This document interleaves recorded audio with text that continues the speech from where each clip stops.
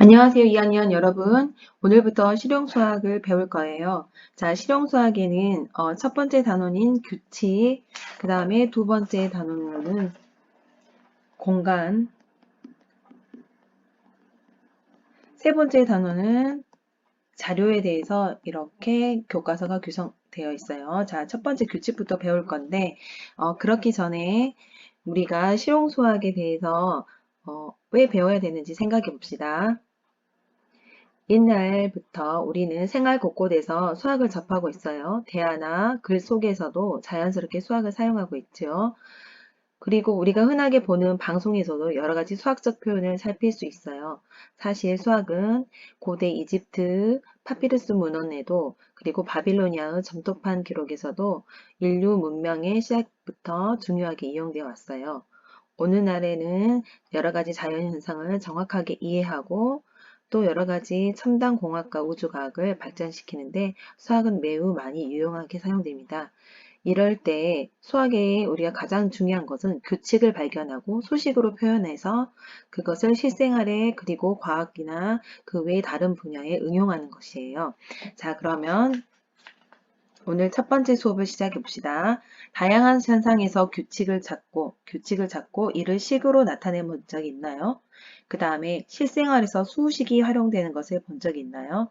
실생활에서 도형의 닮음, 그리고 합동. 크기가, 크기가 다르지만 모양이 같으면 닮음이에요. 크기와 모양도 같으면 합동이 되겠죠. 자, 우리 이러한 것들을 수학적인 요소들을 본 적이 있나요? 모두 예죠. 자, 그러면 자세히 우리가 또 알아봅시다. 교과서, 여러분 교과서 다 펼쳤어요? 자, 첫 번째 규칙에서 여러 가지 현상 속의 규칙인 페이지 11쪽을 보겠습니다. 자, 페이지 11쪽을 펼치세요. 규칙을 가진 여러 가지 모양이 있다. 일상생활에서 우리는 양탄자, 타일, 그리고 건물의 벽, 이러한 곳에서 여러 가지 물건이나 현상 속에서 다양한 문양을 발견할 수 있어요. 자, 이런 문양들 속에 있는 규칙을 찾아보자. 규칙. 먼저 규칙을 찾고 그 다음에 우리가 수식으로 표현하는 거예요. 자, 생각의 창 1번을 볼까요? 다음 그림은 생활 속에서 찾아볼 수 있는 모양들이다. 화살표가 있는데 처음에는 화살표가 위를 향하고 있네요. 그런데 그 다음에는 옆으로 향하고 있어요. 자, 방향이 어느 쪽으로 지금 회전하고 있죠?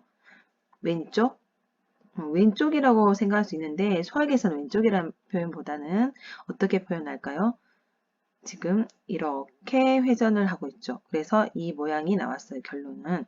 그래서 시계 반대 방향 또는 시계 방향 이런 표현을 써야 돼요. 시계 반대 방향으로 몇 도 회전했을까요? 지금 위로 향하던 것이 옆으로 향했으니까 90도만큼 회전했겠죠. 자, 90도 회전이라는 규칙이 여기서 적용이 되었네요. 자, 그러면 두 번째 모양. 그 다음에 세 번째는 90도 회전했으니까 또 아래로 내려오겠죠. 그 다음에 네 번째는 90도 회전했으니까 또 이것이 90도 회전하게 되면 옆으로 또 모양이 나오겠죠. 그러면 4, 9, 36. 360도를 회전하면 원래 모양으로 돌아오기 때문에 자, 4개씩 끊어서 규칙이 반복된다고 할 수 있죠. 자, 4개씩 끊어서 같은 모양들이 반복될 것을 우리가 유추할 수 있어요. 자, 그러면 네 번째 다음에 다섯 번째 그림은 첫 번째 그림과 같겠죠. 그래서 첫 번째 그림을 그대로 그려주면 돼요. 자, 그림을 예쁘게 여러분도 그려보세요. 나중에 수행평가에서 서브노트 검사가 있는데 서브노트 작성은 책 검사예요. 책에 있는 문제를 꼼꼼하게 잘 풀고 잘 이해하고 있는지 책 검사를 하면서 볼 수 있겠습니다. 지금 여러분도 똑같이 그림을 그리세요. 두 번째 그림과 똑같은 그림이 여섯 번째 그림이 나오겠죠? 자, 이렇게 그림을 그리면 돼요. 자, 그 다음 문제 봐볼까요? 자, 음표가 있는데 음악에서 악보는 지금 이 끊어져 있는 부분이 마디예요, 마디.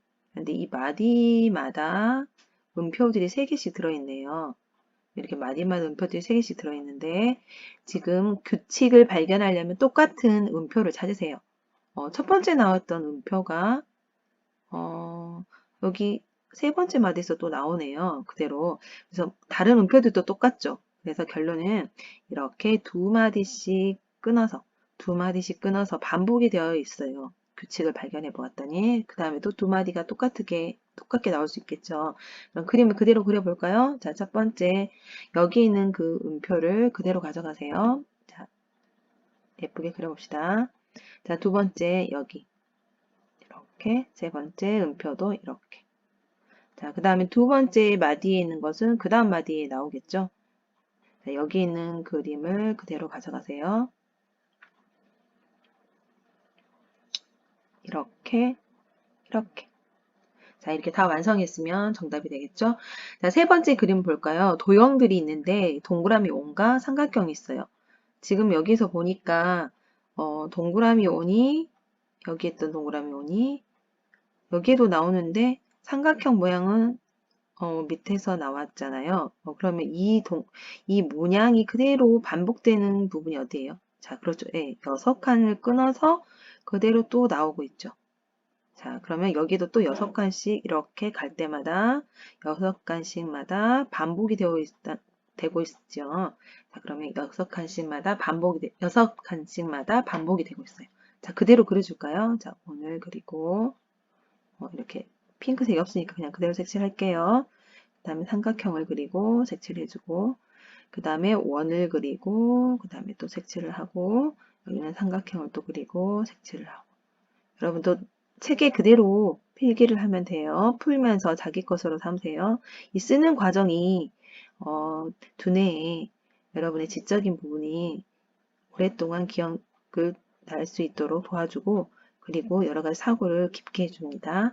자, 그럼 여기까지. 자, 그러면 정답은 여러분이 이렇게 빨간색 표시해 볼까요? 이 부분, 이 부분, 이 부분을 해주면 돼요. 아주 잘했어요. 자, 그러면 그 다음 문제로 가봅시다. 규칙을 추측해서 빈칸을 채웠어요. 자, 삼각형, 사각형 같은 도형의 모양으로 배열된 점의 개수. 도형의 모양으로 배열된 점의 개수의 규칙을 알아보자. 피타고라스라는 수학자가 있는데 여러분 알죠? 그리스 시대의 수학자로서 직각삼각형에서 세 변의 길이 사이에 그 피타고라스 정리라고 여러분이 굉장히 유명한 정리가 있죠. 빗변의 제곱은 나머지 변의 제곱이 아까 같다. C제곱은 A제곱 더하기 B제곱이다. 이것을 발견한 그 유명한 수학자예요. 이 수학자는 다른 것들도 연구를 많이 했는데 도형수에 대해서 많이 연구를 했어요. 도형수의 가장 대표적인 것은 도형수의 가장 기본이 되는 게 뭐예요? 삼각형이죠. 그다음 사각형이 있을 수 있고 등등등이 있겠죠. 물론 오각형도 있을 수 있고요. 등등등이 있는데 이런 도형수들에 이제 나오는 점들이 어떻게 배열되는가 이런 것들을 이제 공부할 거예요. 자, 삼각형 모양으로 배열된 점들의 개수는 어떻게 되는가 볼까요? 처음에 점이 하나였죠. 그 다음에는 점이 3개예요. 그런데 지금 어떻게 3개가 되었을까요? 점이 하나였는데 2개가 더 늘어났죠. 그 다음에 세 번째는 점이 하나, 둘, 셋. 이렇게 하나씩 더 늘어난 점들의 개수가 더해져서 이렇게 삼각형 모양을 이루어가요. 이렇게 삼각형 모양을 이루어가죠. 그러면 이 개수들을 우리가 삼각형 모양으로 배열된 점의 개수를 더 자세히 알아봅시다. 자, 교과서 12쪽 가보세요. 교과서 12쪽. 자, 처음에는 점이 하나였어요. 두 번째 삼각수는 점이 하나 더하기 둘. 세 번째 삼각형은 점이 하나 더하기 둘 더하기 셋. 이제 느낌이 오죠? 아하. 하나, 둘, 셋, 넷. 점의 개수가 하나씩 더 늘어난 수들을 합해가는 거죠. 그럼 땡땡땡 이런 식으로 규칙이 계속하면 자, n번째 삼각수는 어떻게 나올까요? n번째 삼각수는 지금 네 번째 삼각수가 1부터 4까지 더했잖아요. 처음에 1, 그 다음에 1 더하기 2, 그 다음에 1 더하기 2에 3을 더했어요. 네 번째 삼각수는 1 더하기 2 더하기 3 더하기 4였어요.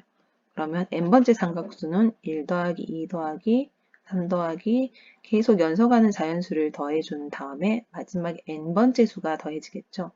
여기까지 더해지는데 이 수들의 합은 어떻게 구할 수 있을까요? 이 수들의 합은 우리가 1부터 n까지 수들이 총 n개가 있는데 양 끝의 수가 가장 작은 수와 가장 큰 수예요. 이것을 더하면 n 플러스 1이 되겠죠. 자, n 플러스 1이 돼요. 그러면 그 다음 수도 2 더하기 얼마일까요? 이제 물론 실질적으로 여기는 n-1이라는 수가 있었겠죠.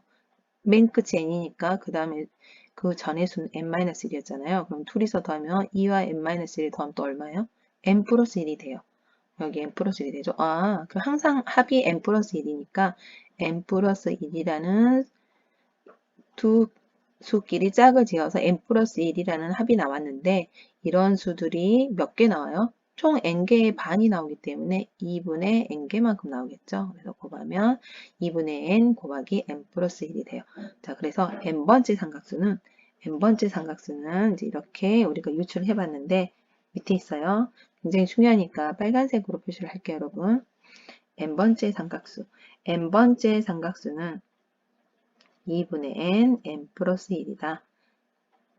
n번째 삼각수는 n 플러스 1이 2분의 n개만큼 나오니까 2분의 n 곱하기 n 플러스 1이다. 이것을 기억하면 돼요. 자, 그리고 선생님 혹시 지금 짝을 이루어서 두 개씩 가장 작은 수와 가장 큰 수가 짝을 이루어서 이렇게 n 플러스 1이 된다고 했는데 짝이 안 맞을 수 있잖아요. 가운데 하나만 남을 때는 어떻게 돼요? 물론 그런 생각할 수 있는데 가운데 있는 수는 두 개 있다고 생각하고 또 2로 나눠주면 되잖아요. 즉 무슨 뜻이냐면 여기 풀이에 있어요. 1부터 n번째 삼각수가 1부터 n까지잖아요. n번째 삼각수는 1부터 n까지 합이잖아요. 그럼 이 1부터 n까지인 n번째 삼각수를 한 번 더 더해줘요. 이제 거꾸로 큰 수부터 이렇게 나열해서 그러면 이렇게 세로로 더하면 n 플러스 1, 또 n 플러스 1이 되죠? 2하고 마이너스 1이 없어지면서 n 플러스 1이 총 몇 개가 나올까요? 당연히 1부터 n까지니까 n개 나오겠죠. 그래서 n 플러스 1이 n개 나오는데 우리가 구하고 싶은 값은 실제로 n번째 삼각수 이 x값은 이것만이었잖아요. 그래서 결국은 자 2로 나눠줘서 이렇게 나오겠죠. 자, 여기까지.